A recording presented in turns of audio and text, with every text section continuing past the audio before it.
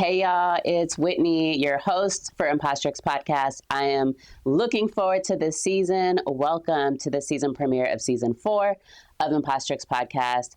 We are shooting from a studio. This is my first time. If you've seen my Instagram, then you've seen the videos of me walking around because it is beautiful. It is amazing. We are starting the season off right, making sure that we're bringing you quality content. My guest today is Lala, and I'm going to bring her in a second, but this is actually her studio, Studio 111 in Forest Park, Georgia. So season 4, we are talking about pouring into Black women. This is so important because we're tired. I'm tired. So what better way than to start this season by talking about joy, by talking about fun, by talking about what we do to make sure that we're smiling today. So without further ado, I'm going to bring in Lala. Welcome to Impostrix Podcast Season 4. My name is Whitney and I am your host. Thanks for joining us for this episode. I am excited to jump into it. Impostrix Podcast validates professionals of color navigating imposter experiences and racial toxicity within their careers. And this season, we are focusing exclusively on pouring into Black women. How can we take care of the Black women in our lives?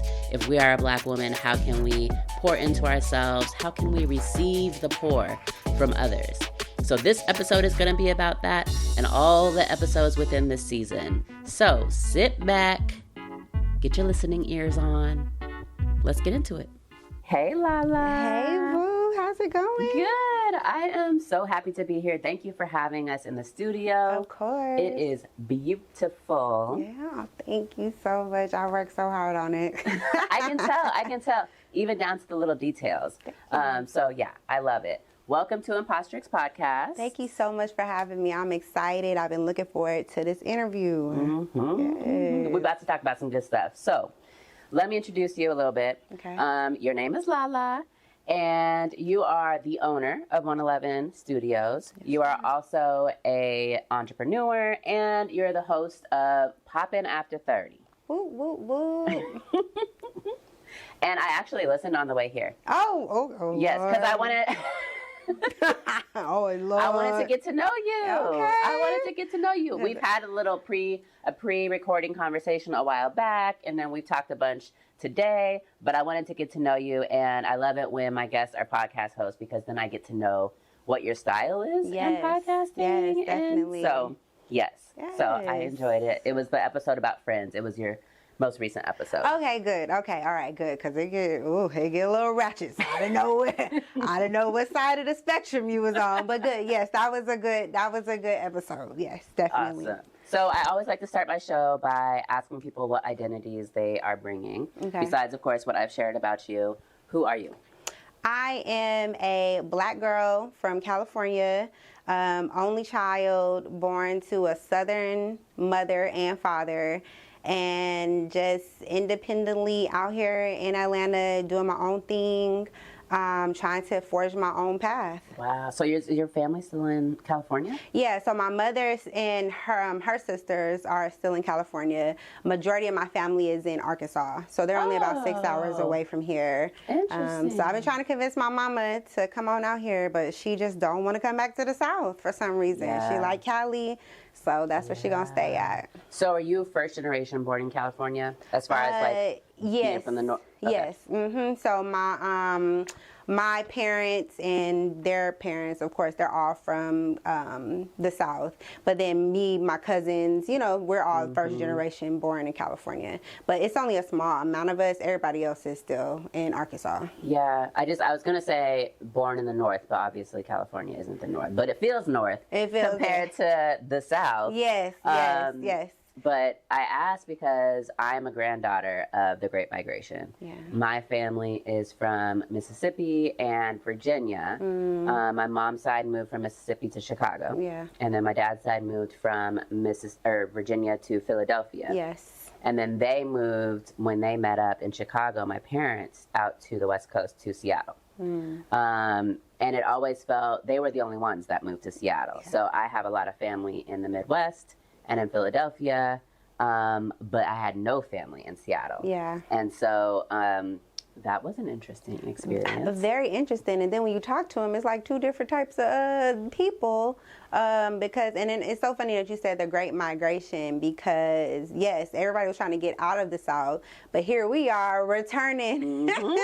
Because I remember when I first moved here, I read an article about the Exodus from the West, and people were returning back to the South because economically it was more affordable. So you look at us coming back where our parents were trying to escape. Yeah, it's interesting. It really is interesting to think about, like, the opportunity that our parents left for. Yes. Or that that my grandparents left for. Yes. But yeah, like, I came back down here because I wanted to be around other people of color. Yes. Specifically Black people. Yes. I wanted to be around Black people, and I don't know, I just wanted to know what the culture was about, because I didn't grow up in Black culture. Yep.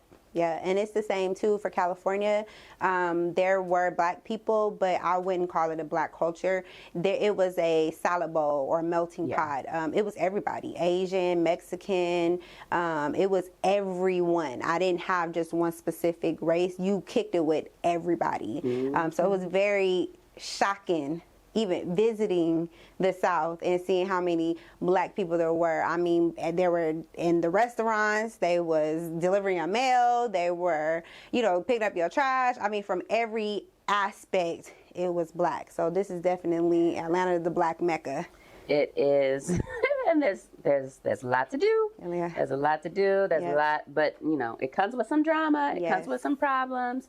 But yeah, it's been great. And one of the things that I've really loved being able to explore about Atlanta and about Black culture is this idea of Black fun and Black joy. Yes. And seeing people, because where I grew up, the other thing was, it was a very segregated city, Seattle is.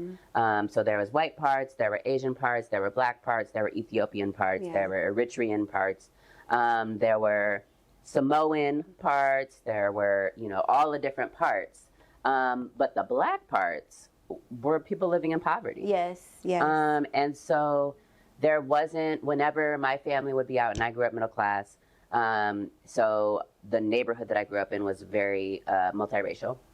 And when I would be going out to, experience the Mariners game, for example, with my family, or a Sonics game back when the Sonics were there, or a festival, I wouldn't often see a lot of people that looked like me. Yes. I wouldn't see people having fun. My experience of Black folks in Seattle was not having fun. Right. And so I love being in a space where, one, I'm not the only, but two, like, I'm getting to see people thrive and have, like, the full range of life experience, including joy. And I really find that, it gives me, not permission, I never didn't have permission, but, like, there's a lot of things for me to try without feeling like I'm the only person. Like, I could go throw some hammers or some axes, you're right. And I'm not going to be the only Black person up in there throwing axes. I still want to try that. I haven't done that yet. I heard girls are better at it than boys. That's what I heard, because men be trying to use their whole strength, and it don't take all of that. It just take a little, But I definitely, that's amazing. Yeah, definitely. So I want to ask you, because today's episode, we're talking about having fun. Yes. And you, as I mentioned, you are a business owner, you are an entrepreneur. It sounds like you're the only one in your family out here. Yes. And I'm wondering, at this point in your life, what do you do for fun? What's fun for you? So before being an entrepreneur, fun was brunches, fun was, travel, weekends, getaway. The great thing about living in the South as opposed to the West Coast is that everything is on this side of the coast. So 2-hour drive, 3-hour drive, you're at the destination versus a 5-6 hour flight. So it was just filled with fun, networking with people who look like you, who are doing the same thing. They're on the path as you. And no matter from the workplace to just meeting people out, it was always a good social vibe. Now, on this side of entrepreneurship, It's totally different, and I had to learn to schedule that time in, because I would talk to my friends and they would be like, girl, I ain't seen you in weeks, and I don't even realize it's been weeks. It's like time is even different. Yes. On the entrepreneur side. So one thing I did have to do that I noticed that I do a lot now is I use the networking and the social events to my benefit. So the conferences and the networking events, those are fun for me. And I've met friends there, and I'm able to network and socialize at the same time. And then that also will elevate me to put me in certain circles that I want to be in anyways. Yeah. So it's still fun. It's just a different type of fun than that turnip fun that, that I was doing Right. a year or two ago.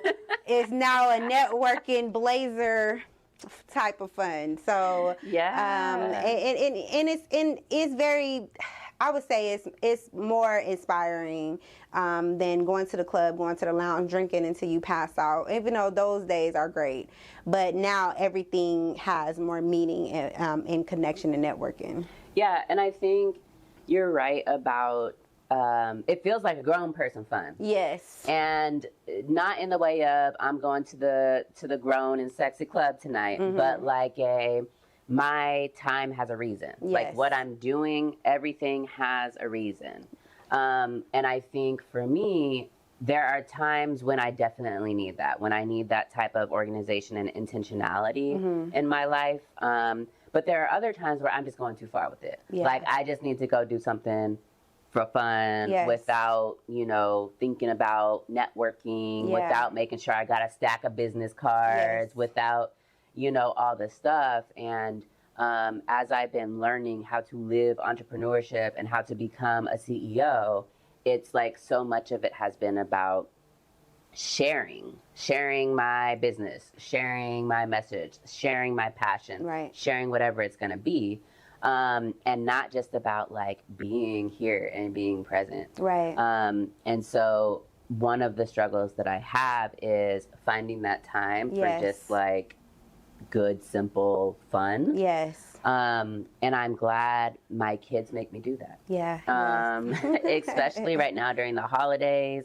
We be going all over the place. We be going to look at Christmas lights. Matter of fact, I put up Christmas lights in the house. Look at you. Yes, I did.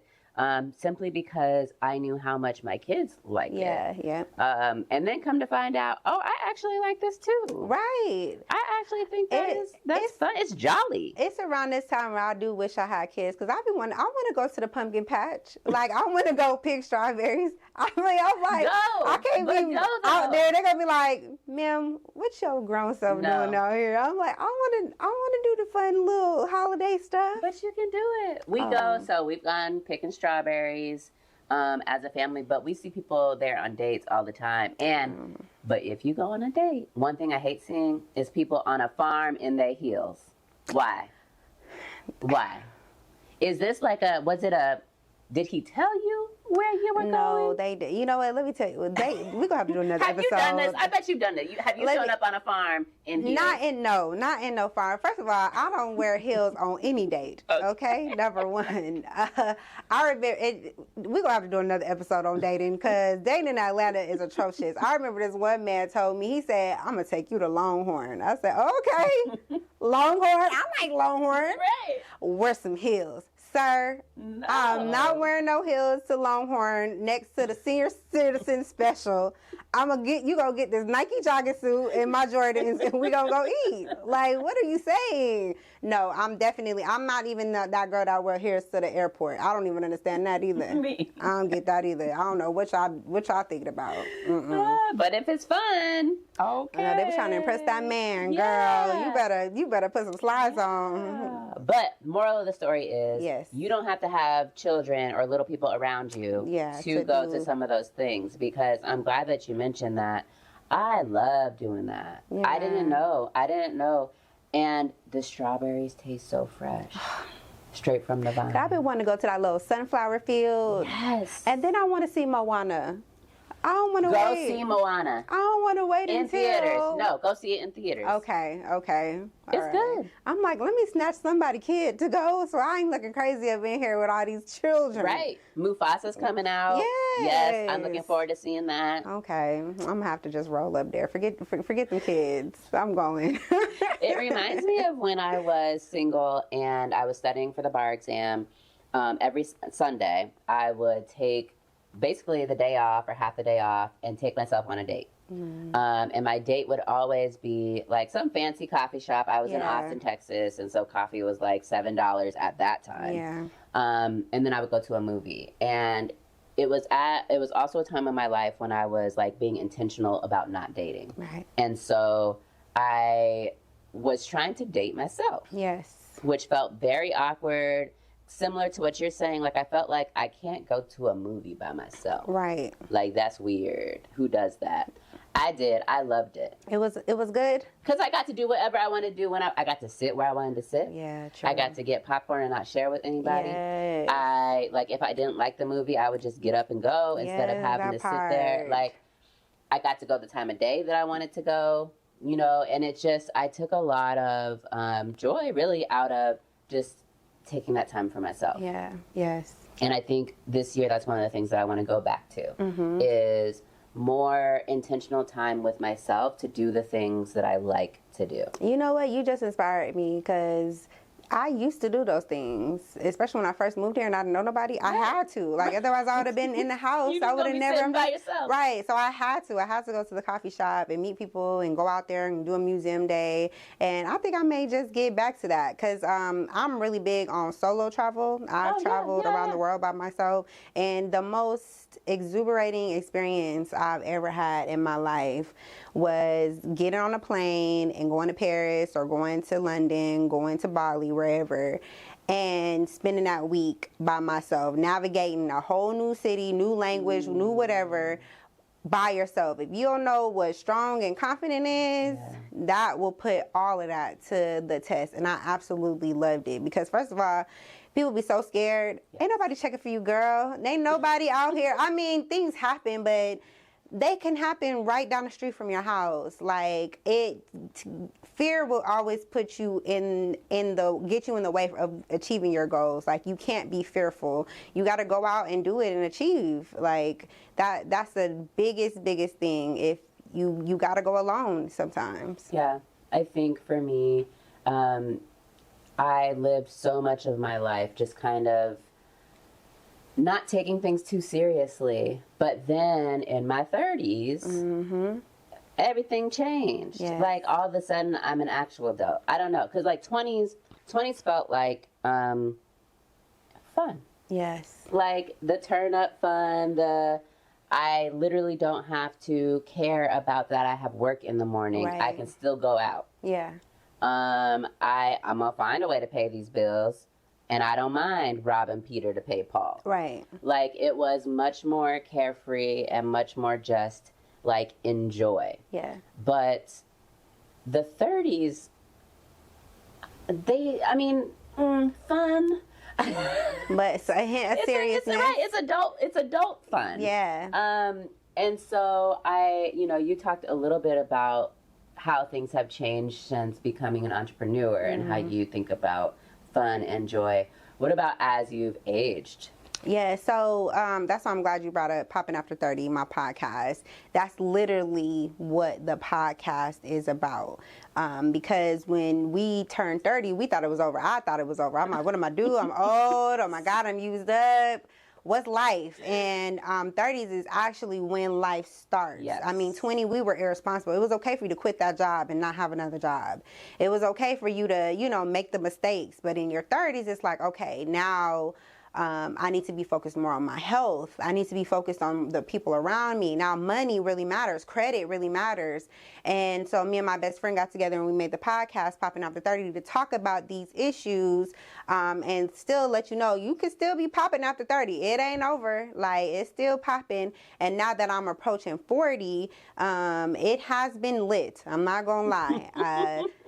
30s is your 20s, but with more money. Yeah. And you have to be more responsible with more money and good credit and all these things now. Because now you have family, and you got husband, you got boyfriend, you got all these responsibilities. You have to make a plan, and you have to start achieving your goals, because now you have the rest of your life to think about. So as I've aged, I had to really get serious, and I'm really big, and anybody who knows me know I'm big on credit. There's so many people who have the dream of wanting to be a millionaire, but if your credit ain't right, you are way further away from that dream than you'll ever be. It's quicker for you to be a millionaire with a 700 plus credit score than with a 400 credit score. So I'm really big on credit and finances, because using other people's money is how you get rich. But those are lessons that I had to learn with mistakes. Me having terrible credit for all those years and then deciding I need to get my credits together. This is not working. It's nothing I'm doing is working. I need to focus on credit. So just having those life lessons in your 30s is it's been an exhilarating experience, learning about friendships. Like you said, the episode you listened to about friendships, evaluating the people around you. You don't even know that the people around you could be the reason why you're in a place that you're in. Having that team around you that will support you and pull you up when you don't feel like it, get you out the bed when you don't feel like getting it out, that is so much more important than anything else, and having 100 friends in a club or going on a girls trip or whatever. So those are just life lessons that you learn as you get older. The 30s is lit. I liked it. I love it. Now that I'm approaching 40, I'm like, yeah, give me 30s back. I want my 30s back. So let's pause a minute and just get real. You do everything for everybody. But have you taken a moment to care for future you? Getting your affairs in order isn't just about wills or trusts. It's about peace of mind for you and love for those that you leave behind. Ideally, we should all have an estate plan. And if you're in Georgia, Wills for the People can help you out. But if you're not ready yet to create your will or trust, there's something that you can do that will go a long way in helping the future you. And that is to get organized. The I Plan for This Life Organizer for when it's needed is a workbook designed to help you organize your life with clarity and ease, making it so that if someone needs to care for you or for your affairs because you're not able to, they have all of the information that they need. No stress, no confusion, just a record made by you, about you. Visit willsforthepeoplega.com to get your copy, because you deserve to be prepared and to have your loved ones prepared. Again, that's willsforthepeoplega.com, and click on the workbook tab. Back to the show. Every birthday I have like a crisis, because I'm just like, I can't believe I'm this old. Yeah. Because it feels like I literally just turned 22 or 23. Yeah. Like where did the time go? And I think the older that I get also, again, I have a family. Now I got 2 businesses. Mm-hmm. We got all sorts of bills. And it feels like I have to try harder to have fun, because there is so much to worry about. As a Black woman, there's so much caregiving that I feel compelled to do. Some of it is, I have young kids. I do actually have to caregive. Yes. But others of it is, this internalized and societal message that Black women are going to fix the things. So now I just insert myself into other people's problems. I listened to a TikTok video today that I shared, that it was this Black woman who was like, "Ooh, I'm so glad that I caught you. Today, you are going to work, and that is it. You are not going to overachieve. You are not going to get into other people's business." Okay. And I'm like, I need this speech every day. Because it's not even like, she was talking specifically about work, which I get, because that used to be me when I worked for somebody else and had coworkers. But even in my home life or my friend life, when somebody comes to me and they say, or they look upset or whatever, now they don't even have to say anything. It's on me. Like, I take it as, let me fix that. Yes. And I will be going around the world to try and fix somebody else's problem. And we ain't got time for that. When I tell you I just had this conversation, and I think the election is a good example of this. When that black woman said she was running for president, and the way every black woman in the world stood up and said, we got you, sis. And when she lost, we carried that burden like we were supposed to be the fixers of the world. That really angered me. Because it's not our job. It is not our job to carry the weight of the world and the decisions of other people. Not even your own family, not even the decisions of your children. Because they're going to grow up and they're going to make their own decisions. And at some point, you can't come in and save the day every time somebody makes a mistake. And one thing I learned in entrepreneurship is that I don't have the brain capacity to focus on what you got going on, because I didn't invest in my whole savings and everything into this. This is my realm of everything. I'm sorry, sis, I can't pour into that or into that or into that if it's not related or tying back to this. And sometimes we need to isolate ourselves in that manner to focus on what we got going on, what we doing. And if nobody's pouring into that, then we can't be this outpouring of love to come and save the world. It's not our job as black women to be the saviors of society. You're so right. You are so right. And it's as much for me an unlearning process as it is a having boundaries with everybody else. Because like I said, I will try and fix my husband's problems all day long. That's a grown man. When he could care less, he could really care less about the things that I'm inserting myself in trying to help him. Like, and I just have to, what you said about capacity, you know, I'm thinking about my cup, and my cup is full. It's full just from the things that are actually my responsibility. And the things that are my actual investments that I want to be invested in, that I want to be learning about, or the ways that I want to be growing. There is no other space for all this other stuff. And frankly, many days it feels like there's not space for all the stuff that I want to be doing. So I'm having to shed. I'm having to shed some things. And I think, you know, the impetus for me with this conversation is around acknowledging, we talk a lot about self-care, and, you know, we all know it can't just be I'm going to the nail salon today, once a month or whatever. But one thing that I don't feel or experience in the self-care conversation is fun. Like, can I play a board game today? Can I, like, play Uno? So my kids are learning Uno. They're at that age where they can start playing games. And so one of the things that brings me joy is playing games, with them or without them. But, like, I love now that they're getting to the age where they can play games with us, because for the last 7 years, it's been me and my husband trying to play games after 7 p.m. when they went to bed, or after 8, and we tired because we old now. We old. We can't be playing games at 8, 9, 10 o'clock because I'm in the bed. Try starting Monopoly at 9 o'clock, please. That bonnet, as soon as that bonnet is on, everything is shut down. Nothing is going on. So I was drawn to you because of your podcast, because I'm like, well, let me think, like, what do I like to do? You know, I hate those, like, hobby questions, the icebreaker questions of, like, what do you like to do for fun? Or, like, tell me something about yourself that nobody else knows. And I'm like, my life is public. And the things that aren't public are, I guess, the fun things. I don't know. But, like, I don't know what to tell you. I used to like cooking before I had to cook for people. Right. Everything is all fun and games until it becomes a job.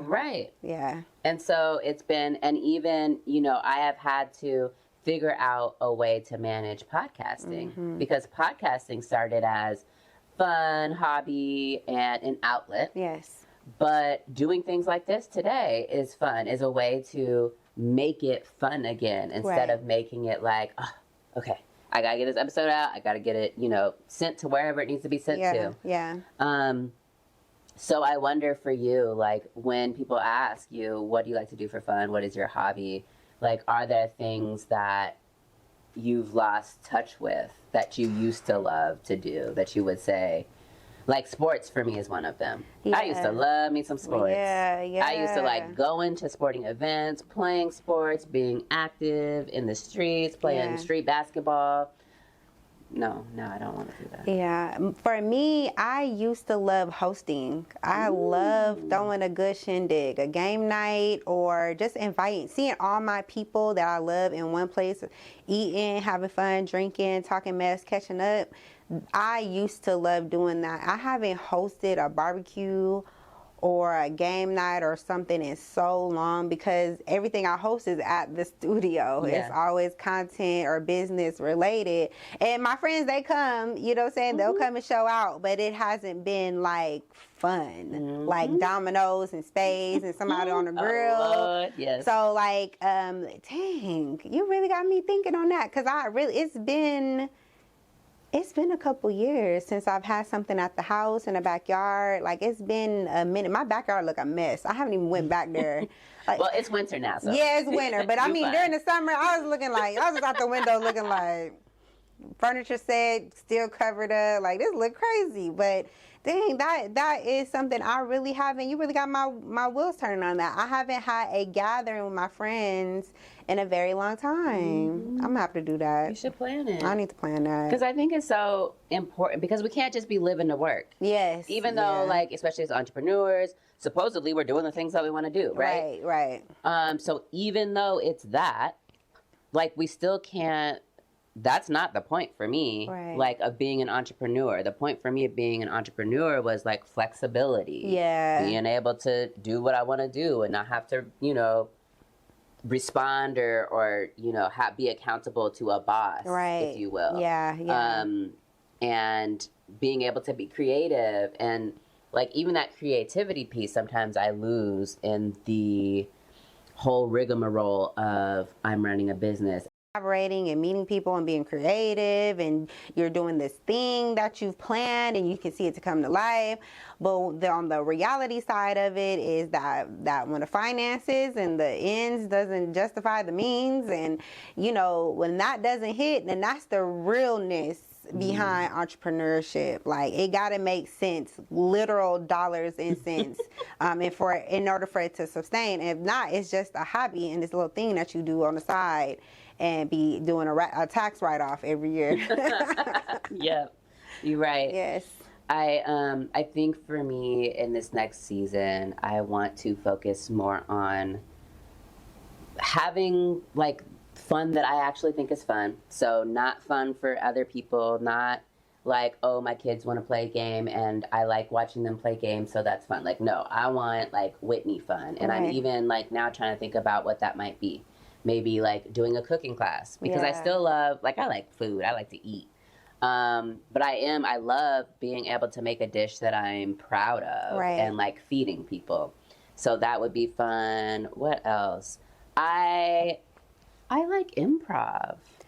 Really? And let me not say that. I've never done improv.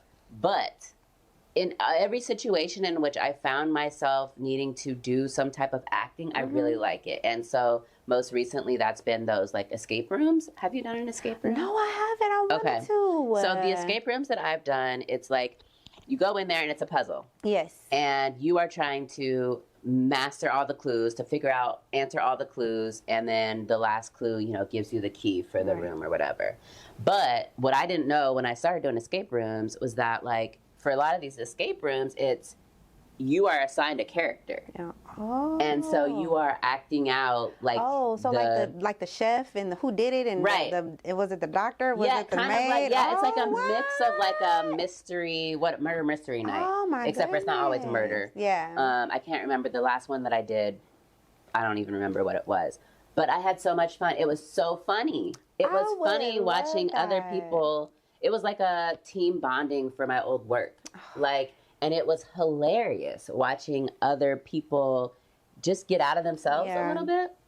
And so I really wanted to try improv because I know someone that does the classes. So I'll give you that. It makes me a little nervous because I am very serious about myself. Yeah.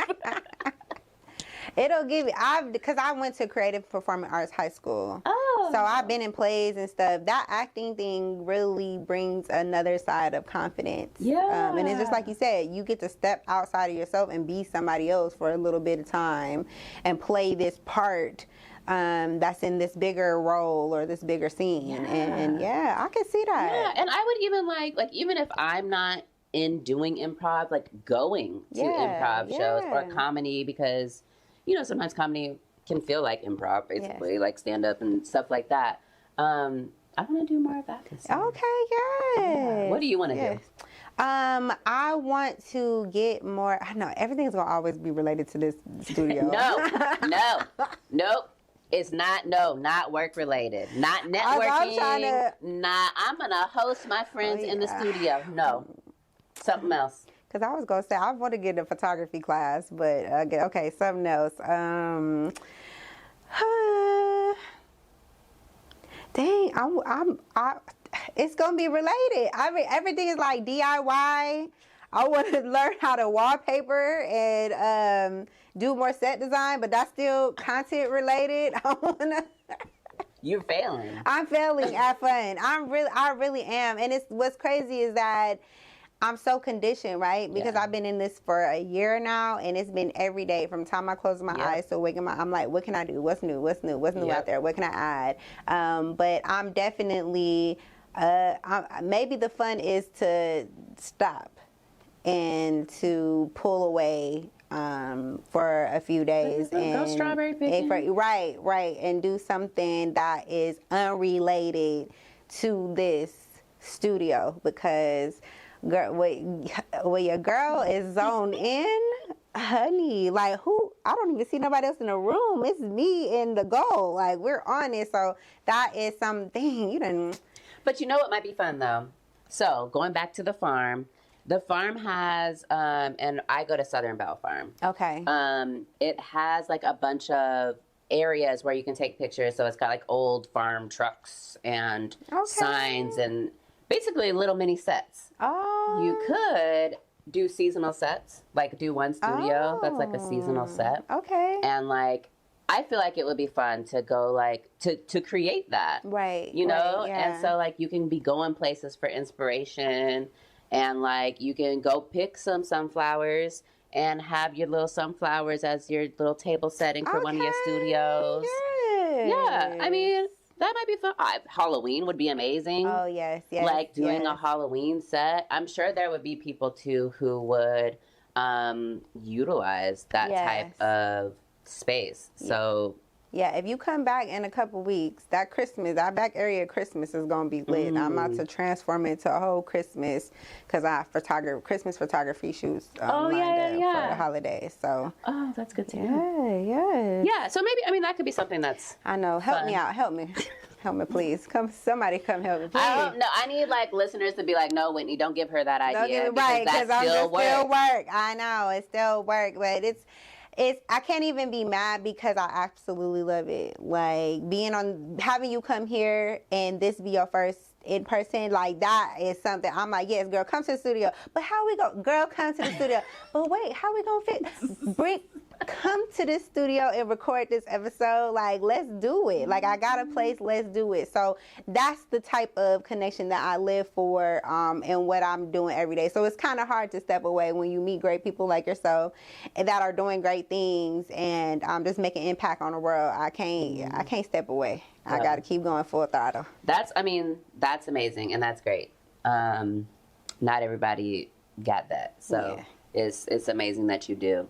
I'm chuckling because when we were setting up, I'm just sitting here minding my own business. But when I tell you that Chris, shout out to Chris with Digital Rim, who is doing the producing right now, and Lala had all the stuff. They were looking at all the little pieces of the room. And I'm over here like, I mean, it looks good. And they're like, well, let me get the lighting. Let me get the shadow boxes. Let me get some plants up in the corner. I'm like, okay. Girl, production, honey. It's a skill. You guys are so creative. I'm like, move this chord, move this, center this. I'm like, hey, because I want it to look good. If it look good for you, it look good for me and 111 Studios. And I can be like, oh, snippet Yes. content for me. Thanks for this content. Yes, it looks great. yes. So I'll be posting on Instagram and TikTok some of the behind the scenes because, I ain't never seen nothing like this before. So for me, it's interesting. Maybe it'll be interesting for y'all too.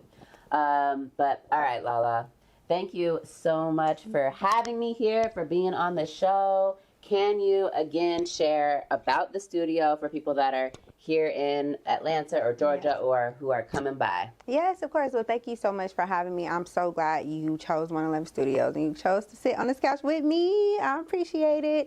But 111 Studios located in Forest Park, Georgia.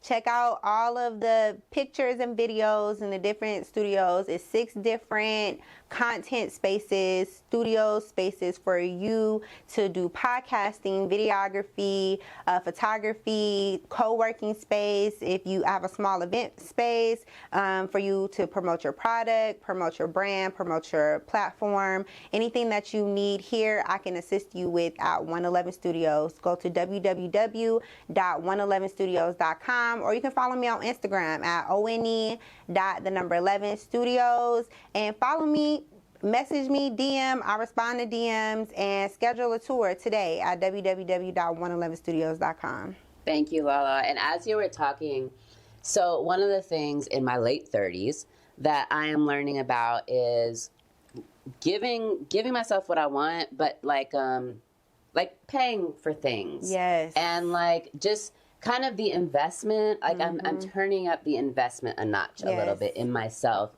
And it reminds me, like, in younger years, I used to be like, oh, we don't need to go to a photography studio to take pictures. Or I don't need to go to the nail salon to get my nails done. Or I don't need to, do this thing. And sometimes we don't. But since we're talking about fun and joy, I know a lot of my friends who love taking pictures, who love getting glammed up and, like, putting on a production for themselves just to take 35th birthday pictures or whatever. And so I'm here to say, do it. I will say it feels so good to be in a studio recording. Yes. And so for me, I think this is the equivalent of like paying for professional photos and then getting those photos back and being like, well, damn. Yes.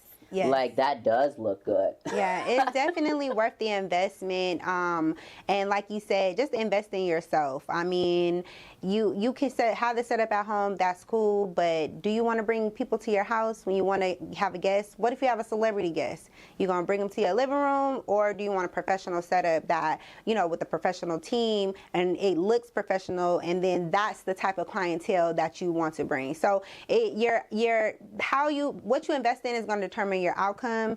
And invest in a studio. My studio is very affordable. I work with entry-level creators that it's their first time, or maybe they have something and they're trying to step it up. So come to 111 Studios. I got you. I got you, girl. Thank you.